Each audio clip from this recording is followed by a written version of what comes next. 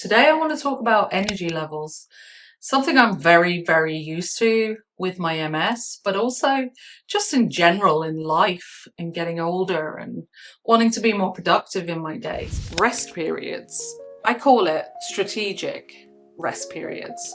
Save your energy by taking breaks every 15 to 20 minutes. Just sit down, have some water, breathers. It really does help conserve your energy. If you're overdoing it, it is going to fatigue you more. So let's take those breaks. Spoon theory. It's a metaphorical framework that when you wake up in the morning, you kind of assess how you're going to be that day, and you will find what energy levels you have. How many spoons do you have for the day? You could potentially have 10 spoons or 6 spoons or 5 spoons.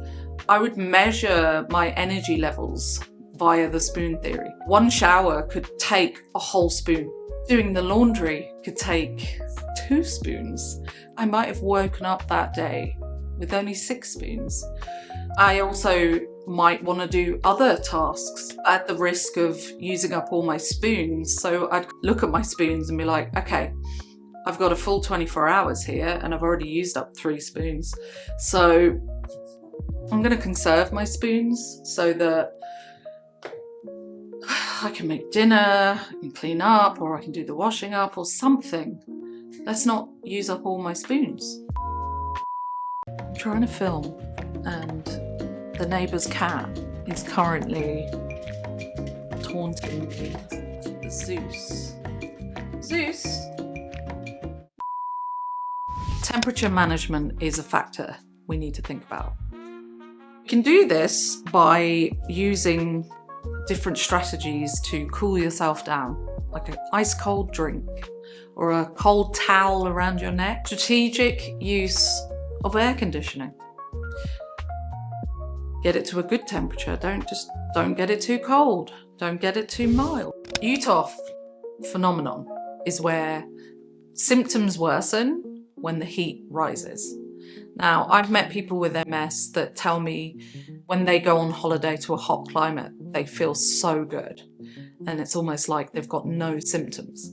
Someone like myself actually suffers from Utoph syndrome. Phenomenon. Utoph phenomenon. If I'm in heat, it worsens all my MS symptoms. I will walk worse, I will feel more fatigued, drained.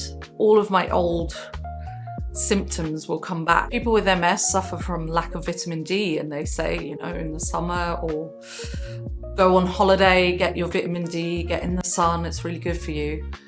Well, actually, it's quite the opposite for me. In fact, I will feel worse in extreme temperatures. So if it's too hot or too cold, I need to sort of be in the middle. And it's probably why I live in Ireland, because it's a climate that's just very even. Organising your space to make efficient movements.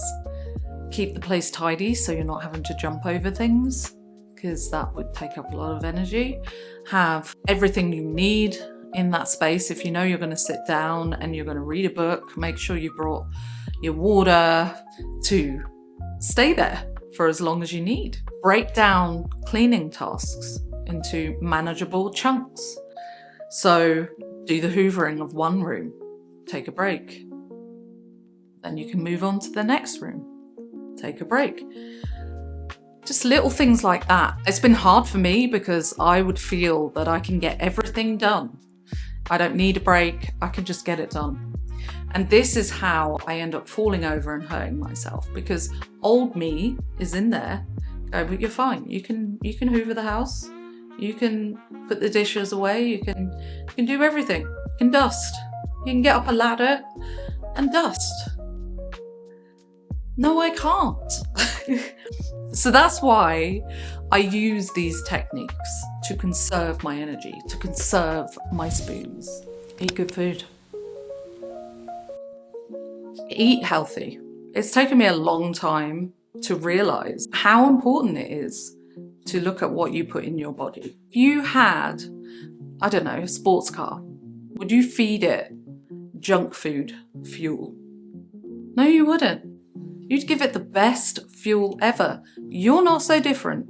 Your fuel should be the best fuel you can possibly put in your body. Anti-inflammatory foods. You know, with MS, it's inflammation that causes us problems. So try eating kale, blueberries, strawberries, carrots, fatty fishes to get your omega oils and all your healthy nutrients. Eat really good food. Fuel your body. Sleep. You know, to help with your energy, make sure you prioritize your sleep. And this is where you could go into things like digital decluttering, stop the doom scroll, having a time that everything switches off on your phone so you don't waste your evening, and go to bed and get that 7 to 8 hours sleep. 8 hours, preferably. Like, for example, last night I got 8.5. I went to bed early. When you have MS, you definitely deal with fatigue a lot. So, and sometimes sleeping doesn't help that. That's another video. But optimize your sleep.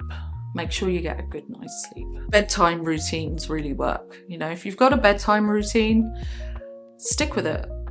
And again, your brain and your body is going to continue that routine, because you know what? We all love routine. Hey, it's bedtime. Stop scrolling. Get rid of that app. No one needs it. Digital declutter. Do all that stuff. Go to bed. Stress management. I try and keep my day as less stressful as I can. Breathing techniques, which I've learned through going to a class that MS Ireland has provided. Take a step back. Is it worth getting angry at this situation? Having children, there's always, especially at the school run, it's very, very stressful.